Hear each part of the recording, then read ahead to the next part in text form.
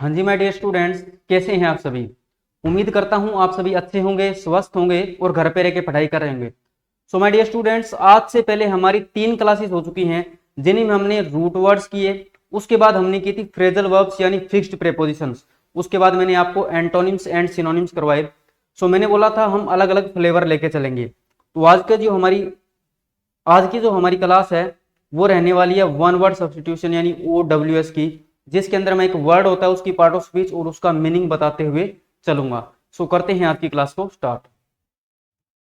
जी हाँ, तो आज का जो हमारा पहला वर्ड है, आज का जो हमारा पहला वर्ड है मेरे बच्चे, वो है ऑडियंस। क्या है मेरे भाई? ऑडियंस, जो एज ए नाउन यूज किया जाता है। ऑडियंस के मीनिंग की बात करूं, a number of people listening to a lecture. भी लोगों का एक ग्रुप होता है जो एक लेक्चर को सुनता है, समझ गए। फॉर एग्जाम्पल, जैसे आप कहीं भी गए हो स्कूल कॉलेज में, जो आप बैठे रहते हैं, सामने वाला कोई, मैं जिस तरह आपको लेक्चर दे रहा हूं तो आप ऑडियंस हैं और मैं लेक्चर देने वाला हूं। तो इस तरीके से हम ऑडियंस वर्ड को यूज करते हैं।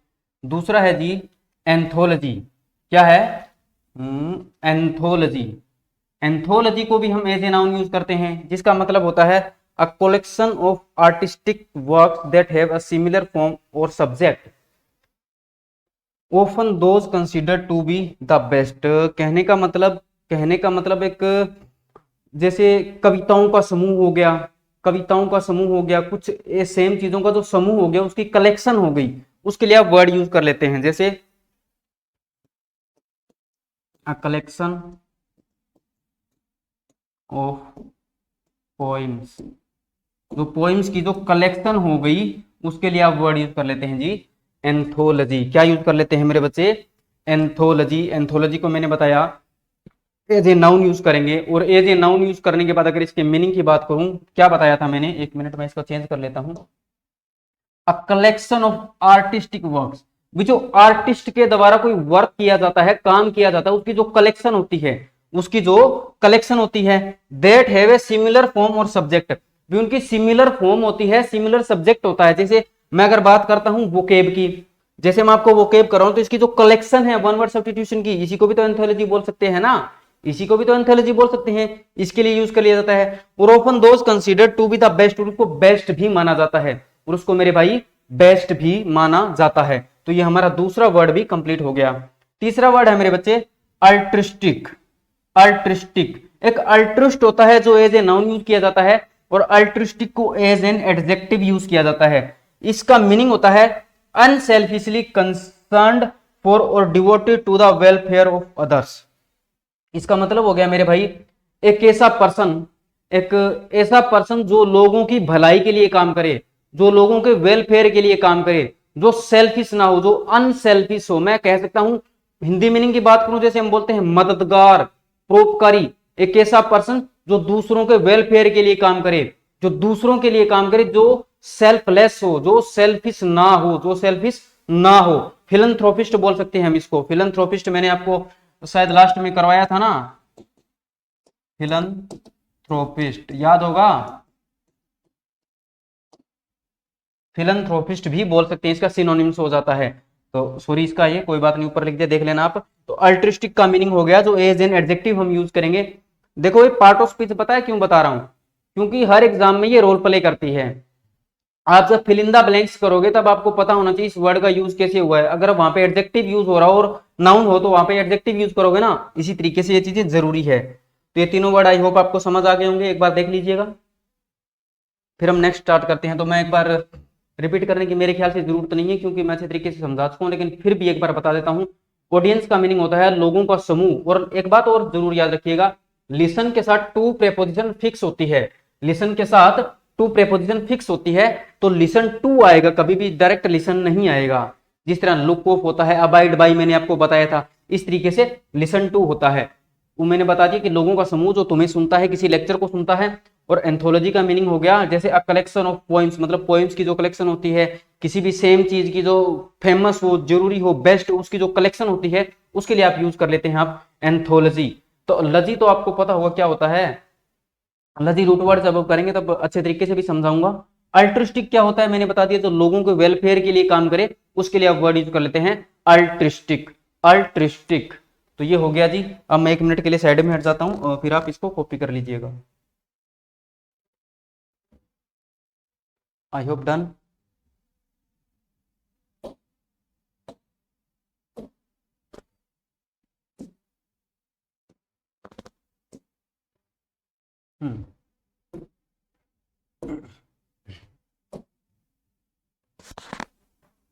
Now next atheist. Next word है मेरे बच्चे एथिस्ट, जो एज ए नाउन यूज करेंगे। वर्ड है एथिस्ट। प्लीज मेरे साथ साथ बोलते रहें और बोलने के साथ साथ इन वर्ड्स को रिपीट करते रहें और लिखते रहें, कमेंट्स में टाइप करते रहें, या फिर आपके पास कोई कॉपी पेन पेंसिल है उसके द्वारा लिखते भी रहें, ताकि आपको स्पेलिंग्स भी याद हो और ताकि आपको ये वर्ड्स याद भी हो। आपकी जितनी ज्यादा मेमोरी में ये वर्ड रहेंगे, हमेशा एक याद रखना एक चीज को, जितना ज्यादा आप चीजों को लिखते हैं, जितना आप ज्यादा चीजों को लिखते हैं उतनी ज्यादा ये चीजें आपको याद रहती हैं। सो प्लीज लिखते रहें, कमेंट में टाइप करते रहें, जिससे आपको ये वर्ड्स याद होते रहे मेरे भाई, याद होते रहे। स्पेलिंग्स भी यहीं से आनी है, स्पेलिंग भी यहीं से आनी है। तो वर्ड है एथिस्ट, जो एज ए नाउन यूज किया जाता है, जिसका मीनिंग होता है अ person who does not believe in God, एक नास्तिक इंसान। अगर हिंदी मीनिंग की बात करूं मेरे भाई, तो नास्तिक, जो भगवान पे भरोसा ना करता हो, जो भगवान पे भरोसा ना करता हो, उसके लिए आप वर्ड यूज कर लेते हैं, उसके लिए आप वर्ड यूज कर लेते हैं एथिस्ट, उसके लिए आप वर्ड यूज कर लेते हैं atheist. A person who does not believe in God, जो भगवान पे भरोसा ना करता हो, उसके लिए आप वर्ड यूज करते हैं एथिस्ट। तो नेक्स्ट है एंथ्रोपोलॉजिस्ट, एंथ्रोपोलॉजिस्ट। अब एक बात बता देता हूं मैं, एंथ्रो जो रूट वर्ड होता है, एंथ्रो, एंथ्रो जो रूट वर्ड होता है वो यूज कर लिया जाता है ह्यूमंस के लिए, यानी मैनकाइंड के लिए, पर्सन के लिए, पर्सन के लिए एंथ्रो रूट वर्ड यूज कर लिया जाता है। लजी, लजी मतलब होता है वैसे study, biology, study of living things, biology पता हो ना, लजी, लजी का मैं चलो बता ही देता हूँ, 2-3 बार आ गया पीछे। स्टडी, किसी चीज की स्टडी करना, ये रूट वर्ड होता है। स्टडी करने के लिए लजी रूट वर्ड का आप यूज करते हैं। तो एंथ्रोपोलॉजिस्ट, तो ऐसे नाउन यूज करेंगे, मीनिंग हो गया someone who scientifically studies humans and their customs, beliefs and relationships. एक ऐसा पर्सन जो साइंटिफिकली स्टडी करता है जो साइंटिफिकली स्टडी करता है किसकी, ह्यूमन की, मतलब मानवता की, उनके रीति रिवाजों की, उनके विश्वास की और उनके रिलेशनशिप्स की जो स्टडी करता है, उसके लिए आप यूज कर लेते हैं anthropologist, anthropologist, anthropologist. And the next word is autocracy. अब ऑटो और क्रेसी दो अलग अलग वर्ड है मेरे भाई। चलो मैं थोड़ा चेंज कर लेता हूं। ऑटो की बात करूं ना, ऑटो का मीनिंग होता है, ऑटो का मतलब होता है सेम, सेम। होमो भी होता है इसका, होमो का मतलब भी सेम और अलाइक हो जाता है, होमो रूट वर्ड भी आ जाता है। क्रेसी का मतलब होता है रूल, क्रेसी का मीनिंग होता है मेरे बच्चे रूल, मतलब शासन करना, शासन करना। कहीं पे जो आप शासन करते हैं, रूल, रूल करना, शासन करना, उसके लिए रूट वर्ड होता है क्रेजी।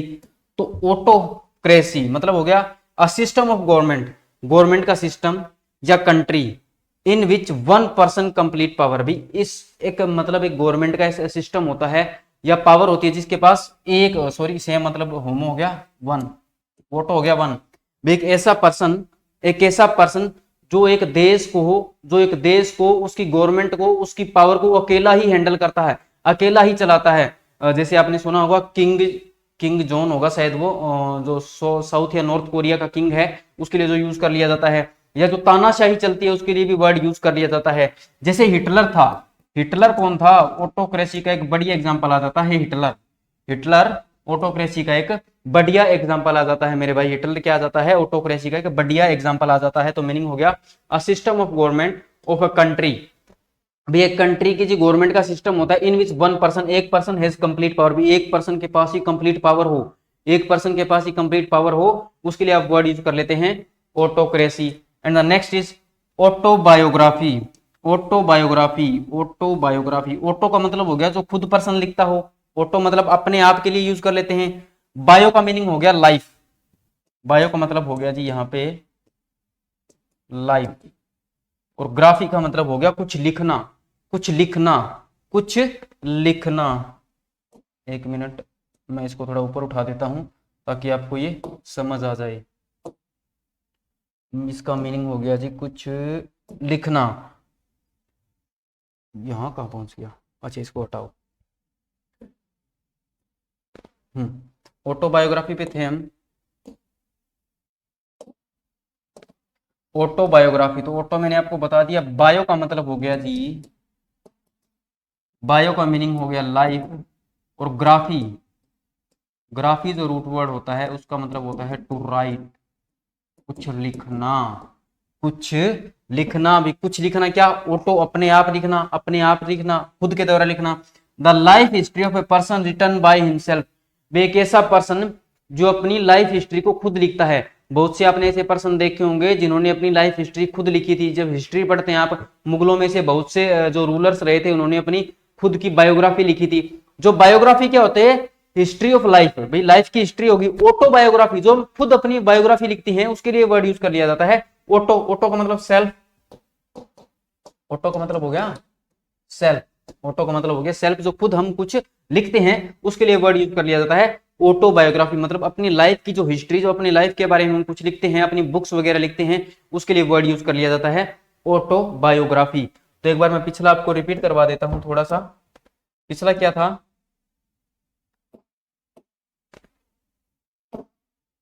मैंने क्या बताया था, एथिस्ट। एथिस्ट वो पर्सन होता है, एथिस्ट वो पर्सन होता है जो भगवान में विश्वास नहीं करता, जो नास्तिक पर्सन होता है उसके लिए एथिस्ट वर्ड यूज कर लिया जाता है। एंथ्रोपोलॉजिस्ट, एंथ्रोपोलॉजिस्ट मतलब हो गया एक ऐसा पर्सन जो ह्यूमन की, उनके कस्टम्स की, उनकी रिलेशनशिप्स की जो स्टडी करता है, जो साइंटिफिकली स्टडी करता है, उसके लिए एंथ्रोपोलॉजिस्ट वर्ड यूज कर लिया जाता है। ऑटोक्रेसी हो गया, ऑटोक्रेसी का मतलब हो गया system of government of a country in which one person has complete power. एक ऐसा पर्सन, एक अकेला ऐसा पर्सन जिसके पास एक गवर्नमेंट की कंप्लीट पावर हो, जो पूरी की पूरी सत्ता को अकेला संभालता हो, उसके लिए वर्ड यूज कर लेते हैं ऑटोक्रेसी। और नेक्स्ट मैंने आपको बता ही दिया क्या था, ऑटोबायोग्राफी, जो अपने द्वारा खुद ही, मैं अगर अपनी लाइफ हिस्ट्री लिखता हूं, जैसे मैं कोई बुक लिख रहा हूं अपने बारे में, अपनी बारे में जो भी बातें, तमाम बातें लिख रहा हूं, उसके लिए मैं वर्ड यूज कर लेता हूं ऑटोबायोग्राफी। तो भाई अब कर लेते हैं नेक्स्ट वर्ड। अब इसमें मैं आपको कुछ और चीजें भी समझाऊंगा धीरे धीरे, लेकिन अभी आप ध्यान दे, तो समझा रहा हूं। आर्सेनल, नेक्स्ट है मेरे भाई आर्सेनल, जो एज ए नाउन यूज करते हैं। नेक्स्ट वर्ड है, मेरे साथ साथ बोलिएगा, आर्सेनल। क्या है, आर्सेनल, आर्सेनल। ये प्रोनाउंसिएशन भी सीख लो। इसका मीनिंग हो गया, इसके दो मीनिंग है बेसिकली यहाँ पे। पहले मीनिंग की बात करूं, a collection of weapons such as guns and explosive. भाई जो युद्ध की सामग्री, मेरी हिंदी ऐसी है सो प्लीज ध्यान करें, कहीं तो मुझे कुछ बोलो कि सर ये क्या लिख रहे हो। युद्ध की जो सामग्री होती है उसके लिए भी आप आर्सेनल वर्ड यूज कर लेते हैं। युद्ध की जो सामग्री होती है जिसमें गन्स होती हैं, एक्सप्लोसिव होते हैं, वेपन्स होते हैं, उसके लिए आर्सेनल वर्ड यूज कर लिया जाता है। दूसरा होता है a building where military weapons and explosive are made and stored. एक बिल्डिंग होती है, एक जगह होती है, एक इमारत होती है, एक रूम या कुछ भी हो, जहां पे सेना की जो युद्ध की सामग्री रखी जाती है, जैसे गन्स रख दिए, एक्सप्लोसिव रख दी, ये सब चीजें जहां पर रखी जाती है उस रूम के लिए भी वर्ड यूज कर लेते हैं आर्सेनल। तो इसके दो मीनिंग हो गए। एग्जामिनर ये भी पूछ सकता है, अगर आपसे ये देके पूछ लिया तो आप भी ये बताओगे, अगर आपसे ये देके पूछ लिया तो भी आप ये वाला बताओगे। आई होप आपको ये भी समझ आ गया। अभी आर्सेनल का मीनिंग हो गया a collection of weapons such as guns and explosive. भाई युद्ध की जो सामग्री होती है उसके लिए वर्ड यूज कर लिया जाता है, और एक बिल्डिंग के लिए जहां पर युद्ध की सामग्री रखी जाती है उसके लिए भी वर्ड यूज कर लिया जाता है।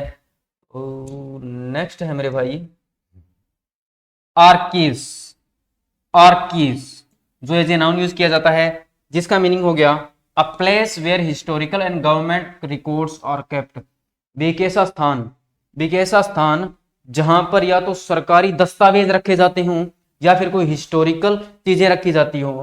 फॉर एग्जांपल मैं कह सकता हूं कोई म्यूजियम होता है, कोई म्यूजियम में आप हिस्टोरिकल चीजें रखी हुई देख लेते हैं। आपने देखा होगा म्यूजियम में, मैं गया हूं वैसे एक बार कोलकाता म्यूजियम में, तो मैंने वहां पे देखे थे काफी सारी चीजें रखी होती कोलकाता म्यूजियम में, वहां पे देखा था मैंने। या फिर गवर्नमेंट के जो दस्तावेज रखे जाते हैं, गवर्नमेंट के जो कागज वगैरह रखे जाते हैं, रिकॉर्ड्स रखे जाते हैं, जहां पर रखे जाते हैं वहां पर आप उसके लिए वर्ड यूज कर लेते हैं आर्कीज। नेक्स्ट है एक्जियोम। ये बड़ा प्यारा वर्ड है भाई। इसका एज ए नाउन यूज करते हैं। और अगर मैं बात करूं इसके मीनिंग की तो है अ स्टेटमेंट और प्रिंसिपल और rule that generally accepted to be true. एक ऐसा प्रिंसिपल हो, ऐसा सिद्धांत हो, ऐसा कानून हो और ऐसी स्टेटमेंट हो जिसको आपको मानना ही पड़ेगी। भाई ये सच है तो सच है, सच है तो सच है। जैसे मैं बात करता हूं the earth revolves around the sun, भाई पृथ्वी सूर्य के चारों ओर चक्कर काटती है, तो ये क्या हो गया, ये एक एक्जियोम हो गया। ये एक ऐसा सच है जिसको चाहे धरती पलट जाए लेकिन आपको इस सच को मानना पड़ेगा, आपको इस सच को मानना पड़ेगा। तो इसके लिए वर्ड यूज कर लेते हैं मेरे बच्चे axiom. Do you understand it? Axiom का मीनिंग हो गया अ स्टेटमेंट और प्रिंसिपल और rule that generally accepted to be true. एक ऐसा स्टेटमेंट हो सकती है, प्रिंसिपल हो सकता है, या फिर कोई कानून हो सकता है। रूल मतलब होता है कानून भी हो जाता है, शासन भी हो जाता है, जिसको आपको मानना ही पड़ेगा भाई साहब, और कोई आपके पास ऑप्शन ना हो। तो इन तीनों वर्ड्स को एक बार फिर से समझ लेते हैं। पहला वर्ड था मेरे बच्चे आर्सेनल, जिसके दो मीनिंग बताए गए, a collection of weapon such as guns and explosive. भाई युद्ध की जो सामग्री होती है उसके लिए आप वर्ड यूज कर लेते हैं। नेक्स्ट है आर्कीव्स। आर्कीव्स का मीनिंग हो गया place where historical and government records are kept. भी एक ऐसा स्थान जहां पे हिस्टोरिकल और गवर्नमेंट के रिकॉर्ड्स रखे जाते हैं, उसके लिए भी वर्ड यूज कर लेते हैं आर्कीव्स। और एक्जियोम का हो गया स्टेटमेंट और प्रिंसिपल और rule that generally accepted to be true. चलो मैं एक मिनट के लिए साइड हो जाता हूं, करो इसको कॉपी, साफ सफाई कर देता हूं मैं एक बार।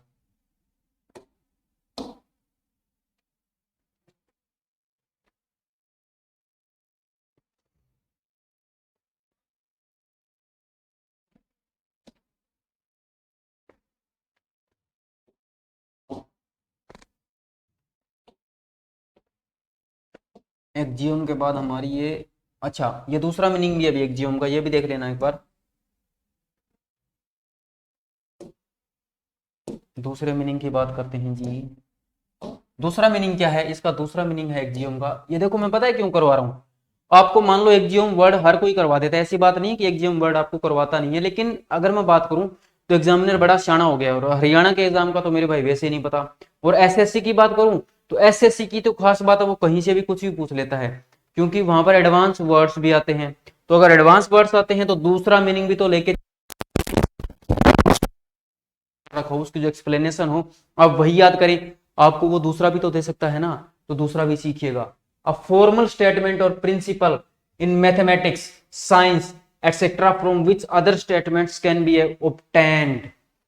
कहने का मतलब एक फॉर्मल स्टेटमेंट या प्रिंसिपल होता है, जैसे मैथमेटिक्स में होता है, साइंस में होता है। अगर मैथ में एक ए स्क्वायर प्लस बी स्क्वायर का फार्मूला है तो ए स्क्वायर प्लस बी स्क्वायर का पता है, आपको आगे जाके भी लगता है।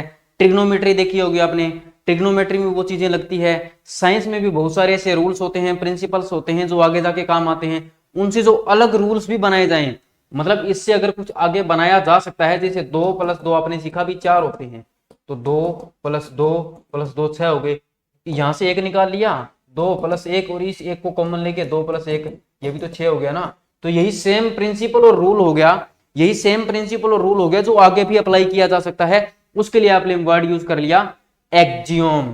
तो ये एक्जियोम ही है, तो ये एक्जियोम ही है मेरे भाई। तो इसका ये दूसरा मीनिंग हो गया। तो मैंने बता दिया, अ फॉर्मल स्टेटमेंट और principle in mathematics, science etcetera from which other statements can be obtained, जहां से अदर स्टेटमेंट्स भी ऑब्टेन की जा सके, की जा सके। And the next word is agenda. ये वर्ड आप काफी बार यूज करते हो लाइफ में, मतलब आप यूज तो नहीं करते, खैर इसका यूज आप जान लोगे आज। क्या होता है? A list of matters that need to be discussed or dealt with. भाई मैटर्स की जो लिस्ट होती है, मतलब एक हेडिंग्स हो जाती है। जैसे मैंने आपको बताया भी, आज मैं आपको करवाने जा रहा हूँ वन वर्ड सब्स्टिट्यूशन, OWS करवाने जा रहा हूँ। मैंने आपको बता दिया आज हम वन वर्ड सब्स्टिट्यूशन करने वाले हैं, तो उसकी जो मेन हेडिंग तो यही हो गई ना, जिसके बारे में मैंने आपसे आते ही डिस्कस किया, जिसके बारे में आते ही मैंने आपसे बात की, जिसके बारे में आते ही मैंने आपको बताया कि आज हम क्या करने वाले हैं। तो उसके लिए भी तो वर्ड एजेंडा यूज कर लेते हैं। तो इसलिए मैंने यहाँ पे मीनिंग लिख दिया, अ लिस्ट ऑफ मैटर्स, जो भी मैटर है that need to be discussed, जिसको डिस्कस करी जाने की जरूरत है, जिसको डिस्कस किए जाने की जरूरत है, और जिसको डील और डील विद फिक्स होता है मेरे भाई, deal with your problems, deal with your problems, अपनी प्रॉब्लम्स से डील करें, अपनी प्रॉब्लम से डील करें। ये देखो ये एक्स्ट्रा कर रहे हो ना साथ साथ, याद रखिएगा इनको, ये जो फिक्स्ड प्रेपोजिशन है बड़ी खतरनाक होती है, एरर आते हैं इन पे, ना कि अकेली वोकेब में यूज होती है। तो प्रेपोजिशन टॉपिक मैंने बताया था बड़ा खतरनाक होता है, सो प्लीज बचने की कोशिश मत कीजिएगा। समझ गए कि डील विद करवा दिया, एक एजेंडा, एजेंडा का मीनिंग हो गया कोई हेडिंग्स हो जाती है जो मैटर्स होते हैं जिनको डिस्कस करे जाने की जरूरत है, या कोई ऐसी प्रॉब्लम है कुछ जिससे डील करना जरूरी हो, जिससे डील करना जरूरी हो। जैसे इंग्लिश में ग्रामर भी इंपॉर्टेंट है, कॉम्प्रिहेंशन भी इंपॉर्टेंट है और वोकैब भी इंपॉर्टेंट है। वोकैब में बात करूं, एंटोनिम सिनोनिम भी इंपॉर्टेंट है, फ्रेजल वर्ब्स भी इंपॉर्टेंट है, ईडीएम भी इंपॉर्टेंट है, कंफ्यूजिंग वर्ड्स भी इंपॉर्टेंट है, और ये वन वर्ड सब्स्टिट्यूशन भी इंपॉर्टेंट है। तो सब कुछ इंपॉर्टेंट है, जिससे तो आपको डील करना ही होगा, you have no other option. और नेक्स्ट वर्ड है अनार्किस्ट। अनार्किस्ट तो एज ए नाउन यूज करेंगे। अनार्किस्ट को कैसे यूज करेंगे? एज ए नाउन यूज करेंगे, और meaning someone who wishes to destroy the existing government and laws. अरे मैं क्या बताऊं, एक ऐसा पर्सन होता है जो कहता है भाई ये गवर्नमेंट रहनी नहीं चाहिए। जैसे आजकल के आपने सुना होगा, कुछ लोग तो मारती ऐसे होते हैं, भाजपा होती थी कहते भाजपा ना रहे, और कांग्रेस होती थी कि कांग्रेस ना रहे। ऐसा पर्सन जो ये चाहता है कि ये जो एग्जिस्टिंग गवर्नमेंट है, जो भी चल रहा है ना, वो ना रहे, और जो कानून है वो ना रहे, वो सब खत्म हो जाए। एक ऐसे पर्सन के लिए आप यूज कर लेते हैं अनार्किस्ट। या मैं इसको पॉजिटिव मीनिंग में भी ले सकता हूं। पॉजिटिव मीनिंग में कैसे? जैसे बात करते हैं स्वतंत्रता से पहले की। स्वतंत्रता से पहले हमारे स्वतंत्रता सेनानी चाहते थे कि अंग्रेजों का जो पावर है वो चली जाए, वो गवर्नमेंट ना रहे, उसके लिए भी वर्ड यूज कर लिया जाता था अनार्किस्ट। लेकिन पहले पॉजिटिव यूज होता था, आजकल ये मेरे भाई नेगेटिव यूज होने लग गया, क्योंकि हर कोई इसका फायदा उठाने की सोच रहा है। सो नेगेटिव और पॉजिटिव दोनों यूज हो सकते हैं। अगर आप एग्जाम्पल के थ्रू देखोगे ना, एग्जाम्पल में देखोगे तो अगर पहले की पुरानी बातें करोगे तो एग्जाम्पल में पहले की बातें लगे, 1947 की से पहले की तो बातें करूं, उस अकॉर्डिंग तो ये पॉजिटिव यूज हो जाएगा। लेकिन आज के टाइम में तो हर कोई इंसान वैसे ही नेगेटिव है, सो आपको नेगेटिव लोगों से बच के रहना है, ताकि आप जिंदगी में ज्यादा से ज्यादा पॉजिटिव रह सकें।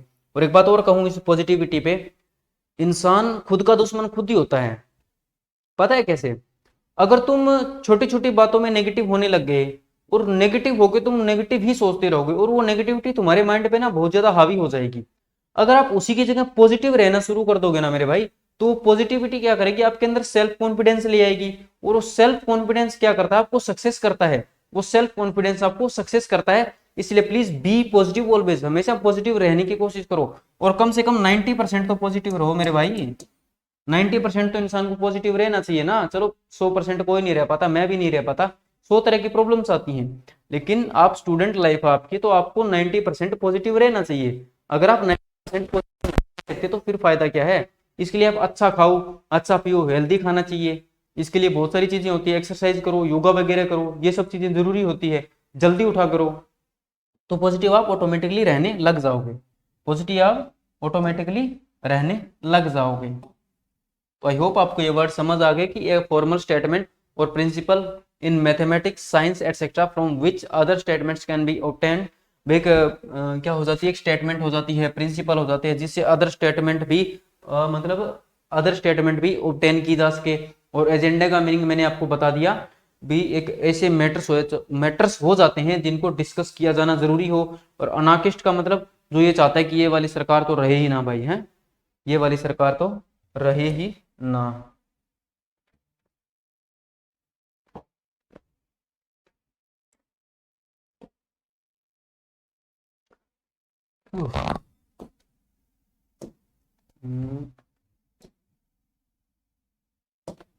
नेक्स्ट है मेरे बच्चे अरिस्टोक्रेसी। अरिस्टोक्रेसी, तो क्रेसी तो मैंने आपको बता दिया था क्या होता है। क्रेसी का मीनिंग होता है, हाँ जी, वर्ड नंबर 13 है हमारा, वर्ड नंबर 13 है मेरे भाई, अरिस्टोक्रेसी। अरिस्टोक्रेसी, क्रेसी का मतलब मैंने आपको बताया था, क्रेसी का मीनिंग होता है गवर्नमेंट, भी सरकार के लिए यूज कर लिया जाता है। और अरिस्टो का मतलब होता है नोबल, सभ्य लोग। नोबल सभ्य, अगर मैं कहूं नोबल का मीनिंग हो गया अ class of people high social rank, मतलब ऐसे लोगों की क्लास जिनकी सोशल रैंक हाई हो, जिन्हें कोई उपाधि मिली हो, उसके लिए हम वर्ड यूज कर लेते हैं मेरे बच्चे नोबल। नोबल तो आपको पता है बड़ा आसान वर्ड होता है, तो उसके लिए वर्ड यूज कर लिया जाता है नोबल। भी ऐसी सरकार जो नोबल्स के द्वारा चलाई जाए, उसके लिए वर्ड यूज कर लिया जाता है अरिस्टोक्रेसी। जब हम क्रेसी रूट वर्ड करेंगे तब मैं आपको बहुत सारे मीनिंग्स बताऊंगा इनके। ये क्रेसी रूट वर्ड होता है अ लॉ अ रूल, जिस तरह से मीनिंग निकाल लिया जाता है। तो अरिस्टोक्रेसी को एज ए नाउन यूज किया जाता है और इसका मीनिंग होता है गवर्नमेंट बाय नोबल्स, यानी जो सरकार नोबल्स के द्वारा चलाई जाए। नेक्स्ट है मेरे बच्चे एक्वाटिक। एक्वाटिक जो वर्ड होता है, एक्वा रूट वर्ड है ना, एक्वा जो रूट वर्ड है वो वाटर के लिए यूज कर लिया जाता है, वाटर, या फिर एक हाइड्रो रूट वर्ड भी कर लिया जाता है वाटर के लिए, हाइड्रो, हाइड्रोजन, हाइड्रो इलेक्ट्रिसिटी, आपने देखा होगा। Aqua, aquatic animals, aquatic animals. तो एक्वाटिक क्या होता है, एक्वाटिक को हम एज एन एडजेक्टिव यूज करते हैं और इसका मीनिंग होता है लिविंग और ग्रोविंग इन, हैपनिंग इन और कनेक्टेड विद वाटर। भी ऐसे जीव जो पानी में ग्रो करते हैं, पानी में रहते हैं और पानी में ही अपने जीवन को अच्छे तरीके से जीते हैं, उनके लिए वर्ड यूज कर लिया जाता है एक्वाटिक। जैसे एक्वाटिक एनिमल्स, एक्वाटिक एडजेक्टिव है, एनिमल्स हो गया नाउन। जो नाउन के बारे में डिटेल ऐड करेगा नाउन के अंदर वो होता है एडजेक्टिव, तो इसलिए एक्वाटिक को हमने यूज कर लिया एज एन एडजेक्टिव। या कनेक्टेड विद वाटर, कौन से जीव होते हैं, जैसे फिश, फिश हो गई, मेंढक हो गए, मछलियां हो गई, कुछ सांप होते हैं, मगरमच्छ होते हैं, या फिर मैं कह सकता हूं जैसे फाइटोप्लैंक्टन, फाइटोप्लैंक्टन। भाई ये वो वाले जीव होते हैं जो पृथ्वी को सबसे ज्यादा ऑक्सीजन प्रदान करते हैं। भाई अगर आपसे पूछा जाए कि अर्थ पर सबसे पहला कौन सा जीव आया तो आपका आंसर होगा फाइटोप्लैंक्टन। ये वो वाले जीव होते हैं जो सबसे ज्यादा ऑक्सीजन हमें देते हैं, पेड़ पौधों से भी कहीं ज्यादा, पेड़ पौधों से भी कहीं ज्यादा। तो एक्वाटिक एनिमल्स वो हो गए जो पानी में रहते हैं, पानी में ही ग्रो करते हैं और इसके साथ साथ पानी से कनेक्टेड होते हैं। नेक्स्ट है मेरे भाई एम्फीबियन। एम्फीबियन जो वर्ड है वो एज ए नाउन यूज किया जाता है। एम्फीबियन जो वर्ड है वो एज ए नाउन यूज किया जाता है, जिसका मीनिंग होता है an animal that can live both and land, both on land, land and in water. भाई एक बात याद रखो, ऑन लैंड होता है यानी जमीन पर, और इन वाटर पानी में, जमीन पर और पानी में। भी ऐसे कौन से जीव होते हैं जो पानी में और जमीन पर दोनों जगह रह सकते हैं। आपने देखा होगा मेंढक दोनों जगह रह सकता है। भाई बहुत से जीव होते हैं, कुछ सांप होते हैं, कुछ स्नेक्स होते हैं, वो भी रह लेते हैं, वो भी रह लेते हैं। तो जो जीव दोनों जगह रह लेते हैं उनके लिए वर्ड यूज कर लिया जाता है एम्फीबियन, जो दोनों जगह निवास कर सके, जो दोनों जगह निवास कर सके। तो एम्फीबियन का मीनिंग हो गया an animal that can live both on land and in water. तो इन तीनों वर्ड्स को एक बार देख लेंगे। तो पहला है अरिस्टोक्रेसी, जिसका मीनिंग होता है गवर्नमेंट बाय नोबल्स, यानी जो सभ्य लोगों के द्वारा, जिन्हें कोई उपाधि मिली हो, उनके द्वारा जो सरकार चलाई जाती है, उनके लिए वर्ड यूज कर लिया जाता है अरिस्टोक्रेसी। और एक्वाटिक, जो जीव पानी में रहते हैं, पानी में ही ग्रो करते हैं, उनके लिए एक्वाटिक हो गया। और नेक्स्ट आ गया था एम्फीबियन। तो एम्फीबियन का मीनिंग हो गया जो धरती पर भी रह ले और पानी पर भी रह ले। सो कर लीजिएगा इनको कॉपी, मैं 1 मिनट के लिए साइड हो रहा हूं।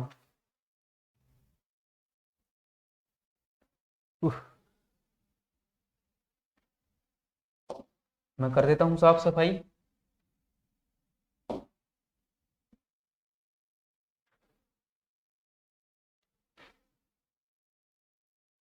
ये वर्ड बड़ा इंपॉर्टेंट है, इसको समझिएगा।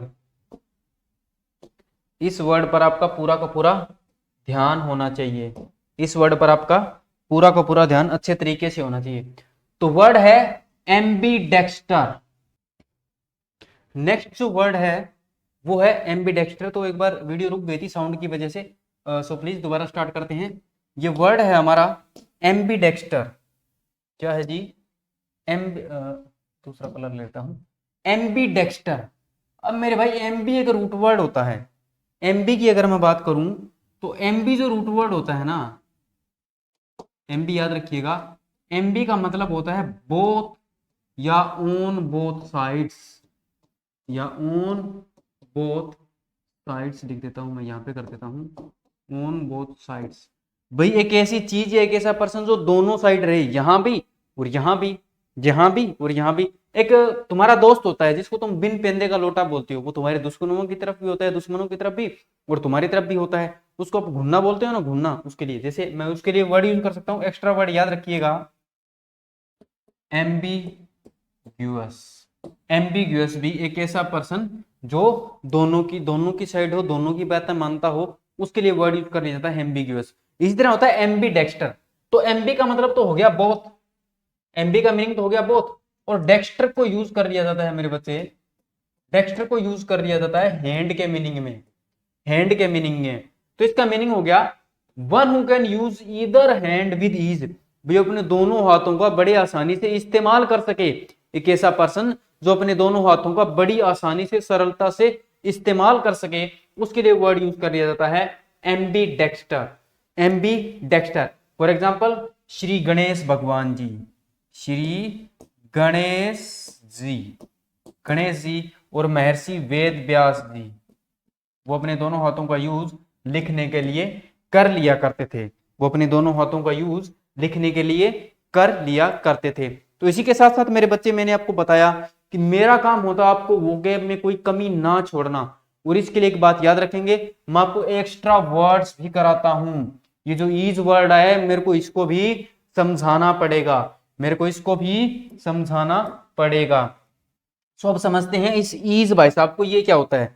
ये जो ईज वर्ड होता है ना, ये एज ए वर्ब और एज ए नाउन दोनों तरीके से यूज कर लिया जाता है, और इसके एक नहीं, दो नहीं, परंतु तीन तीन मीनिंग निकलते हैं, तीन तीन मीनिंग होते हैं। अगर पहले मीनिंग की बात करूं तो हो गया टू बिकम और मेक समथिंग लेस पेनफुल और सीरियस, भी किसी चीज को कम पेनफुल और कम सीरियस बनाना। जैसे आपके हाथ पे लग गई चोट, डॉक्टर ने आपको इंजेक्शन लगाया, दवाई दी, जिससे आपका पेन कम हो गया, पेन कम हो गया।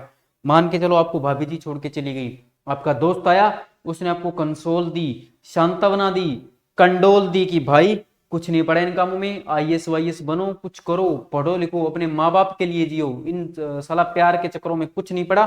प्यार आपको दो ही इंसान कर सकते हैं जिंदगी में, दो इंसान आपको सच्चा प्यार करेंगे, एक होते हैं भगवान जिनको मैं कहता हूं गॉड, और दूसरे होते हैं आपके पेरेंट्स, और दूसरे होते हैं आपके पेरेंट्स, और तीसरी बात करूं तो तीसरे होते हैं मेरे बच्चे आपके सच्चे दोस्त, ट्रू फ्रेंड्स, ट्रू फ्रेंड्स, या फिर आपके टीचर्स। और टीचर्स और पेरेंट्स या गॉड्स में तो मैं कोई फर्क नहीं समझता, गॉड में तो मैं कोई फर्क नहीं समझता, क्योंकि ये तीनों मेरी नजर में एक ही हैं। उसके बाद आते हैं आपके सच्चे दोस्त, उनके अलावा साला इस दुनिया में कोई नहीं है जो तुमसे प्यार करेगा। आधे से ज्यादा लोग तो तुम्हारी तरक्की से जलते हैं, लोगों को इस बात का दुख नहीं है कि वो फेल हो रहे हैं, लोगों को इस बात का दुख है कि तुम पास हो रहे हो, तुम नौकरी लग रहे हो, तुम कामयाब हो, लोगों को इस बात का दुख है। तो लोगों को इस बात का दुख ना होने दो, तुम साला कामयाब हो जाओ, और तुम किसी के लिए खार मत रखना भाई, याद रखना इस चीज को। इसलिए कोई सच्चा प्यार नहीं करता, गॉड करेगा, टीचर्स करेंगे, पेरेंट्स करेंगे, आपके दोस्त, उसके अलावा कोई नहीं इस दुनिया में जो तुमसे सच्चा प्यार करे। तो सच्चे प्यार के चक्करों में मत पड़ना, सच्चा प्यार तो नौकरी और पैसा देख के आता है भाई साहब, पहले तो वही बात होगी ना, क्या कहूं तुम्हें, समझ जाओ। तो ईज का मीनिंग हो गया टू बिकम और मेक समथिंग लेस पेनफुल और सीरियस, किसी चीज को कम पेनफुल या सीरियस बनाना। और नेक्स्ट जैसे example, the pain should ease by this evening, तो आपको पता है ना शुड मॉडल होता है, शुड मॉडल होता है, और मॉडल हमेशा अपने बाद हमेशा बेस फॉर्म यानी वर्ब की फर्स्ट फॉर्म लेता है, इसलिए ईज को यहाँ पे एज ए वर्ब यूज किया गया है, इसलिए इज को यहाँ पे एज ए वर्ब यूज किया गया है। तो पार्ट ऑफ स्पीच ऐसे पहचानना सीखो जैसे पहचानते हैं चीजों को। अगर तुम्हें इतनी सी नॉलेज है, मॉडल ग्रामर आपने पढ़ी होगी जिस भी टीचर से, तो उन्होंने आपको यह भी बताया है कि मॉडल के बाद हमेशा बेस फॉर्म आती है, वर्ब की फर्स्ट फॉर्म आती है, तो यहाँ पे ease as a verb use हुआ है। अब वो एज ए वर्ब, इसका दूसरा मीनिंग भी देख लेते हैं लगे हाथ, to move something slowly and gently, किसी चीज को बड़े प्यार से घुमाना। जैसे भाभी जी आपके बालों में हाथ फेर रही है, बड़े, अच्छा इधर हूं क्या मैं, भाभी जी आपके बालों में बड़े प्यार से हाथ फेर रही है, क्या हो गया, ईज हो गया। कुछ घुमा रहे हो तुम बड़े प्यार से, जेंटली तरीके से, स्मूथली, उसके लिए भी ईज वर्ड यूज कर लिया जाता है। जैसे he eased the key into the lock, तो ईज यहाँ पे वर्ब की सेकंड फॉर्म हो गई, he eased the key into the lock. और नेक्स्ट मेरे भाई इसका तीसरा मीनिंग जो होता है वो एज ए नाउन होता है, क्या होता है, अ लैक ऑफ डिफिकल्टी, किसी चीज का आसान होना, किसी चीज में डिफिकल्टी की कमी होना, कोई चीज मुश्किल ना होना, कोई चीज मुश्किल ना होना, उसके लिए वर्ड यूज कर लिया जाता है ease. For example, she answered the questions with ease, she answered the question with ease. तो आपको पता है, मैं एक चीज बता देता हूं, विद जो होती है ना, विद मेरे बच्चे प्रेपोजिशन होती है, विद मेरे बच्चे प्रेपोजिशन होती है। विद क्या होती है, विद होती है मेरे भाई प्रेपोजिशन, और प्रेपोजिशन अपने बाद हमेशा अपना ऑब्जेक्ट लेती है। और इंग्लिश लैंग्वेज का वसूल है ऑब्जेक्ट या तो नाउन होगा या फिर मेरे भाई प्रोनाउन होगा, या तो नाउन होगा या प्रोनाउन होगा। आपको पता है इंग्लिश लैंग्वेज में ऑब्जेक्ट लेने वाली दो ही चीजें हैं, या तो वो ट्रांजिटिव वर्ब होती है, कौन सी वर्ब होती है, ट्रांजिटिव वर्ब, ग्रामर पढ़ी होगी, या फिर होती है प्रेपोजिशन। प्रेपोजिशन, ये दो ही चीजें इंग्लिश लैंग्वेज में अपने बाद अपने ऑब्जेक्ट की डिमांड करती है। तो आपको पता है विद एक प्रेपोजिशन होती है, इसलिए इज यहाँ पे एज ए नाउन यूज हो गया, एज ए नाउन यूज हो गया। तो इस तरीके से पार्ट ऑफ स्पीच पहचानना सीखो। देखो पता कैसे बताया, यहाँ पे मैंने बताया शुड एक मॉडल होता है और मॉडल के बाद हमेशा वर्ब की फर्स्ट फॉर्म आती है, इसलिए यहाँ पे ease as a model as a verb use हो गया। दूसरा मैंने बताया ही ईज्ड, ईज क्या होती है, वर्ब की सेकंड फॉर्म होती है, अभी आपको पता है, इसलिए ईज यहाँ पे एज ए वर्ब यूज हो गया। तीसरा मैंने बताया कि एज ए नाउन यूज होता है, तो विद प्रेपोजिशन होती है, प्रेपोजिशन अपने बाद अपना हमेशा ऑब्जेक्ट लेती है, तो इसलिए ईज यहाँ पे एज ए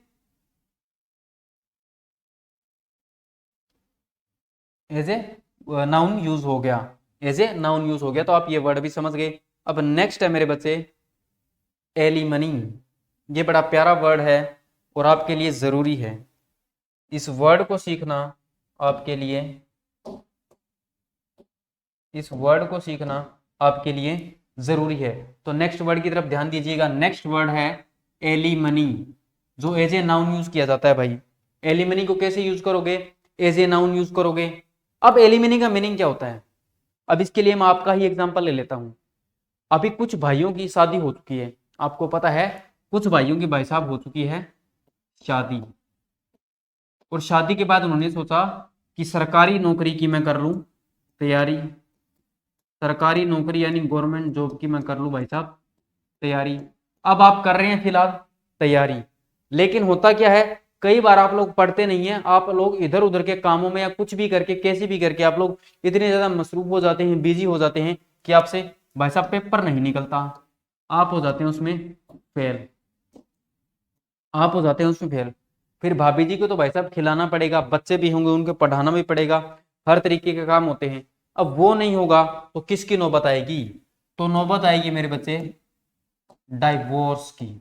किसकी नौबत आएगी, तलाक की नौबत आएगी। और जब मेरे भाई तलाक की नौबत आएगी, तो तलाक देते टाइम अगर आपको पता हो तो अपनी पत्नी या पति को कुछ पैसे या कुछ दिया जाता है, वो कानूनी अधिकार होता है, और उसके लिए जो वर्ड यूज कर लिया जाता है उसी को तो बोलते हैं ना एलिमनी, उसी को तो बोलते हैं एलिमनी। तो मेरे बच्चे एलिमनी की कंडीशन ना आए इसलिए प्लीज पढ़ लो, नहीं तो एलिमनी की कंडीशन पक्की है। तो वो मीनिंग क्या हो गया, money that you have to pay by law to your former wife और हस्बैंड आफ्टर गेटिंग डाइवोर्स। भाई तलाक लेने के बाद अपने पति या पत्नी को जो आप पैसे देते हैं, कानूनी अधिकार होता है, उसके लिए वर्ड यूज कर लिया जाता है एलिमनी। तो हमने उस दिन शादियां भी करवा दी थी, आज भाई साहब हमने तलाक भी करवा दिया और तलाक के पैसे भी दिलवा दिए। नेक्स्ट है वर्ड एब्डिकेट। एब्डिकेट जो है वर्ब यूज कर लिया जाता है, जिसका मीनिंग होता है to give something up, specially power or a position. भाई साहब किसी पावर या पोजीशन का त्याग करना, किसी पावर या पोजीशन का त्याग करना, गिव अप करना, गिव अप करना, त्याग करना, छोड़ देना। You should give up smoking, तुम्हें स्मोकिंग छोड़ देनी चाहिए। You should give up smoking, give up का मतलब छोड़ देना भी होता है। तो एब्डिकेट का मीनिंग हो गया, जैसे मोदी जी कहते हैं मैं अपने पद से इस्तीफा दे रहा हूं, मैं अपने पद से इस्तीफा दे रहा हूं, तो उनके लिए वर्ड यूज कर लिया जाएगा एब्डिकेट, इस्तीफा देना, त्याग करना किसी पद से, किसी पावर से, किसी पोजीशन से। और नेक्स्ट है आर्बिट्रेटर। ये वर्ड आपको पता है, आपको ही मान के चलो आर्बिट्रेटर को एज ए नाउन यूज करते हैं भाई, और इसका मीनिंग होता है मेरे बच्चे, इसका मीनिंग होता है one person, a person who appointed by two parties to solve a dispute. Hindi meaning की बात करूं मेरे बच्चे, बिचौलिया। तो बिचौलिया होता है ना, जो बिचौलिया होता है, जो तुम्हारी शादी करवाता है, उसके लिए वर्ड यूज कर लिया जाता है आर्बिट्रेटर। जैसे कि मान के चलो दो पार्टीज हैं, उन दोनों में झगड़ा होने वाला होता है, भी उनको पता है कि झगड़ा होना है। जैसे मान के चलो आपके गांव के जो सरपंच होते हैं ना, वो एक आर्बिट्रेटर का काम करते हैं, क्योंकि वो आपके फैसले करवाते हैं, वो आपके फैसले करवाते हैं। और फैसले कराने का मतलब हो गया कि जो झगड़ा, डिस्प्यूट क्या होता है, झगड़ा, विवाद, डिस्प्यूट का मतलब होता है विवाद, झगड़ा, उसको जो सोल्व कराएगा, दो पार्टीज के झगड़े को जो सोल्व कराएगा उसको बोला जाता है आर्बिट्रेटर। नेक्स्ट है मेरे भाई एग्रेवेट, याद रखिएगा एग्रेवेट। तो एक मिनट आप इसको कॉपी कर लो यार, फिर समझाता हूं इसको।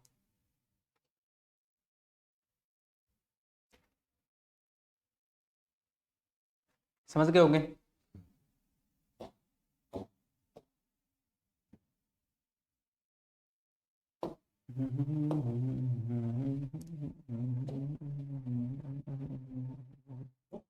नेक्स्ट है मेरे बच्चे एग्रेवेट। ये जो वर्ड है ये एज ए वर्ब यूज कर लिया जाता है, जिसका मीनिंग होता है टू मेक समथिंग वर्स और मोर सीरियस।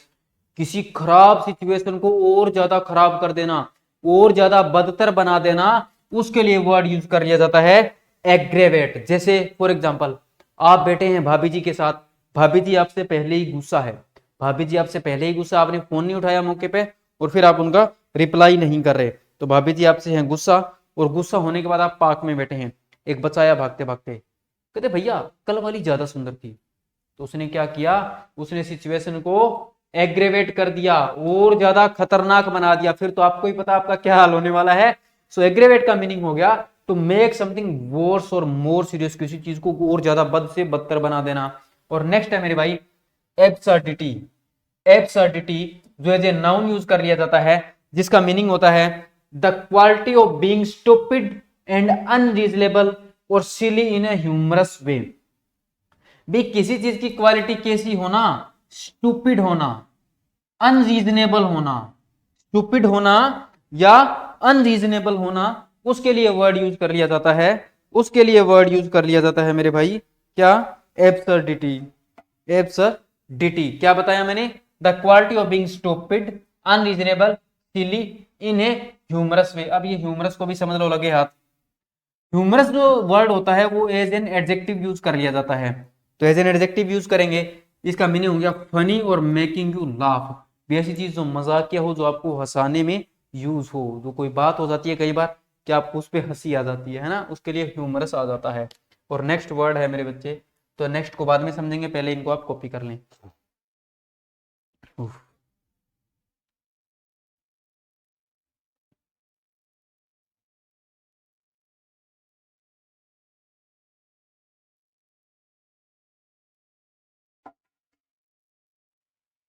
हाँ जी, बढ़ते हैं आगे।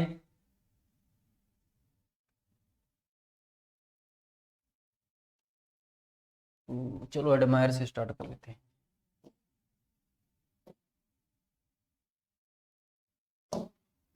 नेक्स्ट वर्ड है एडमायर, जो एज ए वर्ब यूज कर लिया जाता है, जिसकी पार्ट ऑफ स्पीच की बात करूं मेरे बच्चे तो होती है वर्ब। मीनिंग होता है टू रिस्पेक्ट और लाइक, टू रिस्पेक्ट और like somebody something very much. किसी की बहुत ही दिल से रिस्पेक्ट करना, किसी को बहुत ही ज्यादा लाइक करना, पसंद करना, प्यार करना, लेकिन बहुत ज्यादा, बहुत ज्यादा, उसके लिए वर्ड यूज कर लिया जाता है एडमायर। जिस तरीके से आप बोल सकते हैं आप भाभी जी को I admire you, I admire you, इसके लिए वर्ड यूज कर लिया जाता है अपलोड। चलो चलो सिनोनिम बता देता हूं, extol, load, upload, acclaim, extol. इस तरीके से तुम्हें सिनोनिम्स एंटोनिम्स याद होनी चाहिए। मैंने इसके इतने सिनोनिम्स बता दिए ना, तो तुम्हें भी ऐसे याद होने चाहिए मेरे भाई, ताकि तुम भी आगे चलकर वोकेब में तुम्हें दिक्कत ना हो। तो एडमायर का मतलब हो गया प्रशंसा करना। अगर सीधी सी बात बोल देता हूँ, यार क्यों परेशान होती हो, तुम्हें मेरे रहते टेंशन लेने की जरूरत नहीं है। वोकेब में आपको ऐसा बना दूंगा आप सोच भी नहीं सकते। जितने एक्स्ट्रा वर्ड आएंगे वो भी करूंगा, और जो जरूरी है मैंने आपको बताया था, ट्रेडिशनल वोकेब भी होगी और एक्सपेक्टेड वोकेब भी होगी। आपका वोकेब नहीं छूटेगी, ये तो मेरी तरफ से गारंटी है। इसका मीनिंग ये हो गया। दूसरा हो गया मेरे बच्चे एबेट।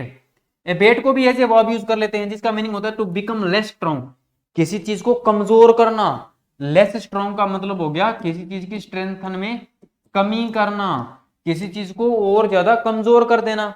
कमजोर कर देना, उसके लिए वर्ड यूज कर लिया जाता है एबेट। नेक्स्ट है एक्नॉलेज, चलो हो जाएगा। नेक्स्ट है एक्नॉलेज, जो एज ए वर्ब यूज कर लिया जाता है, जो एज ए वर्ब यूज कर लिया जाता है, जिसका दो मीनिंग होते हैं भाई, दोनों के दोनों ही याद रखेंगे। पहला होता है टू एक्सेप्ट और admit that something is true और एग्जिस्ट, कुछ ऐसी चीज मानना, एडमिट करना, एक्सेप्ट करना कि यह चीज ट्रू है और यह चीज एग्जिस्ट करती है, यह चीज ट्रू है और यह चीज एग्जिस्ट करती है। जैसे the earth revolves around the sun, पृथ्वी सूर्य के चारों ओर चक्कर काटती है, तो तुम ये बोल सकते हो the earth revolves around the sun, पृथ्वी सूर्य के चारों ओर चक्कर काटती है, तो इसके लिए वर्ड यूज कर लिया जाता है एक्नॉलेज, एक्नॉलेज। और दूसरा होता है मेरे बच्चे टू शो दैट, कुछ शो करना, दैट यू हैव सीन और नोटिस, जो आपने कुछ नोटिस किया है या सीन किया है, समवन और समथिंग और रिसीव्ड समथिंग,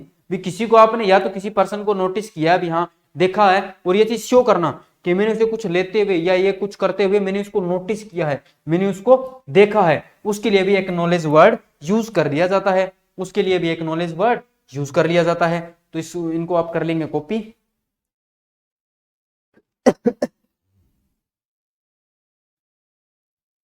आई होप हो गया।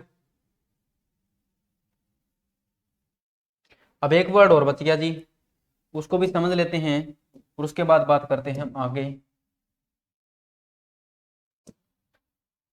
और सेम उठा रहा हूं। नेक्स्ट है अवर्जन, ये जो वर्ड होता है ना, खतरनाक वर्ड है, ये एज ए नाउन यूज कर लिया जाता है और इसका मीनिंग होता है a strong feeling of not liking somebody और समथिंग। भाई किसी को, देखो एक तो होता है हेट करना, ये तो आप जानते हैं हेट, और एक होता है एक्सट्रीम लेवल पर नफरत करना, एक्सट्रीम लेवल पर, एक्सट्रीम लेवल पर जब आप किसी को नफरत करते हैं तब वर्ड यूज कर लिया जाता है अवर्जन। जैसे a strong feeling of not liking, किसी को डिसलाइक करने की स्ट्रॉन्ग फीलिंग हो, चाहे किसी को पर्सन को हो, चाहे किसी पर्सन को हो, चाहे किसी थिंग के लिए हो, उसके लिए वर्ड यूज कर लिया जाता है aversion. So my dear students, आज के हमारे वैसे तो 25 वर्ड्स थे, लेकिन हमने एक्स्ट्रा वर्ड्स करके मेरे ख्याल से 30 प्लस ही कर लिए हैं, कम नहीं रहे। तो मैंने आपको क्या बोला था, वोकेब में कोई कमी नहीं आएगी, और वोकेब एक समुद्र है भाई साहब, समुद्र में रह के आप मछलियों से वेर नहीं कर सकते। अगर आप समुद्र में रह के मछलियों से वेर करेंगे तो कभी कामयाब नहीं हो पाओगे। इसलिए वोकेब को यह मत सोचना कि खत्म हो गई, जितना मिलता है सीखते जाओ। एक वर्ड मिल रहा है, हाँ ठीक है, उससे दो मीनिंग निकलने, दोनों के क्या, तीनों के तीनों, चारों के, अगर 10 मीनिंग है तो साले 10 के 10 सीखो। हर वर्ड को हर तरीके से सलीके से सीखते जाओ। समझ गए ना इस चीज को। और एक बात हो रहा भाई, जो भी स्टूडेंट आप में से फतेहाबाद से है तो मेरी एक रिक्वेस्ट है, जो भी स्टूडेंट आप में से फतेहाबाद डिस्ट्रिक्ट से है तो मैं बता देता हूं, फतेहाबाद डिस्ट्रिक्ट में हमारी खुद की लाइब्रेरी है जिसका नाम है लेट्स लर्न लाइब्रेरी। तो अगर कोई लाइब्रेरी ज्वाइन करना चाहता है ना तो आके कर सकता है, क्योंकि हमारे स्टूडेंट्स के लिए भी स्पेशल, मेरे स्टूडेंट्स के लिए स्पेशल डिस्काउंट्स भी है। सो डोंट वरी, आप कर सकते हैं। मेरे को इंस्टाग्राम पे मैंने आपको बता दिया था, इंस्टाग्राम पे आप मेरे को मैसेज कर सकते हैं। इंस्टाग्राम पे मैं, चलो आपको लगे हाथ बता देता हूँ, कोई भी आपको डाउट हो तो प्लीज आप मेरे को इंस्टाग्राम पे करेंगे, ठीक है ना।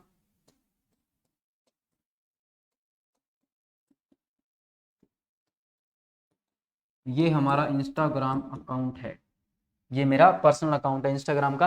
तो आप मेरे को यहाँ पे कोई देखो क्वेश्चन कैसा हो आपका, मतलब जो बात हो रीजनेबल हो, रीजनेबल हो तो ही रिप्लाई मिलेगा, अदरवाइज आपको रिप्लाई नहीं मिलने वाला। तो आप मेरे को यहाँ पे टेक्स्ट कर सकते हैं, और जो इंसान, जो भी स्टूडेंट हमारा लाइब्रेरी ज्वाइन करना चाहता है वो कर सकता है, लाइब्रेरी ज्वाइन कर सकता है। मैं मैक्सिमम आपको यहीं बैठा मिलता हूँ, ठीक है जी। तो ये हो गया, जो आज की हमारी वोकेब वोकेब क्या क्लास नंबर 4 थी वो हमारी होगी मेरे भाई कंप्लीट। अगर कंप्लीट हो गई, कंप्लीट हो गई तो ये समझो कि आज क्या था हमारे, आज थे वन वर्ड सब्स्टिट्यूशन, आज थे वन वर्ड सब्स्टिट्यूशन, आज थे मेरे भाई वन वर्ड सब्स्टिट्यूशन, आज थे हमारे OWS की क्लास थी। तो कल मैं आपकी एक क्लास एंटोनिम सिनोनिम्स की लेने वाला हूँ, क्योंकि मुझे लगा है कि एंटोनिम सिनोनिम की क्लास और ले लूँ, ठीक है। तो एंटोनिम सिनोनिम्स की क्लास भी साथ साथ रखेंगे, फिर आप मेरे को बता देना कौन सी क्लास आगे करनी है। तो इडियंस तो बड़े आसान होते हैं, इडियंस लास्ट में देख लेंगे भाई साहब, और फ्रेजल वर्ब्स और एंटोनिम सिनोनिम्स ही मुश्किल होते हैं। वन वर्ड सब्स्टिट्यूशन अगर आप चाहो तो मैं एंटोनिम सिनोनिम्स में भी करवा सकता हूँ। जैसे ऑडियंस का मैंने आपको मीनिंग बता दिया, फिर उसको सिनोनिम्स बताया और उन्हीं को साथ साथ मैंने रिपीट कर दिया। ये क्लास मैं आपकी एक लेके बता दूंगा, आप उसके अकॉर्डिंग देख लीजिएगा। ठीक है जी। सो माय डियर स्टूडेंट्स, मिलते हैं कल की क्लास में, तब तक के लिए bye bye, tata, thank you.